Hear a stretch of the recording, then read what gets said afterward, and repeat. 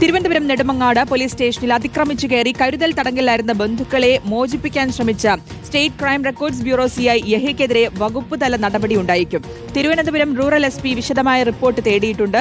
Nedumangad DYSP സമർപ്പിക്കുന്ന റിപ്പോർട്ടിന്റെ അടിസ്ഥാനത്തിലാകും സിഐക്കെതിരെ അച്ചടക്ക നടപടി ശുപാർശ ചെയ്യുക. MG പ്രതീഷ് ഉണ്ട് വിശദാംശങ്ങൾ നൽകാൻ.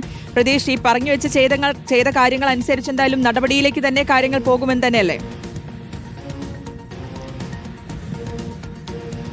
ശ്രുതി, ഇന്നലെയാണ് നെടുമങ്ങാട് പോലീസ് സ്റ്റേഷനിൽ നാടകീയ സംഭവങ്ങൾ ഉണ്ടാകുന്നത്. കരുതൽ തടങ്കലിന്റെ ഭാഗമായി പോലീസ് കസ്റ്റഡിയിലെടുത്ത ബന്ധുക്കളെ മോചിപ്പിക്കാനാണ് ക്രൈം റെക്കോർഡ്സ് ബ്യൂറോയുടെ ചുമതലയുള്ള CI യഹിയ പോലീസ് സ്റ്റേഷനിൽ എത്തുന്നത്. അവിടെ ഔദ്യോഗിക കൃത്യനിർവഹണം തടസ്സപ്പെടുത്തുകയാണ് ഈ യഹിയുടെ ഭാഗത്ത് നിന്ന് ഉണ്ടായത്. ഇതിന് പിന്നാലെയാണ് ഈ ഉദ്യോഗസ്ഥനെ കസ്റ്റഡിയിലെടുക്കുകയും പിന്നീട് അറസ്റ്റ് രേഖപ്പെടുത്തി വിട്ടയക്കുകയും ചെയ്തിട്ടുള്ളത്.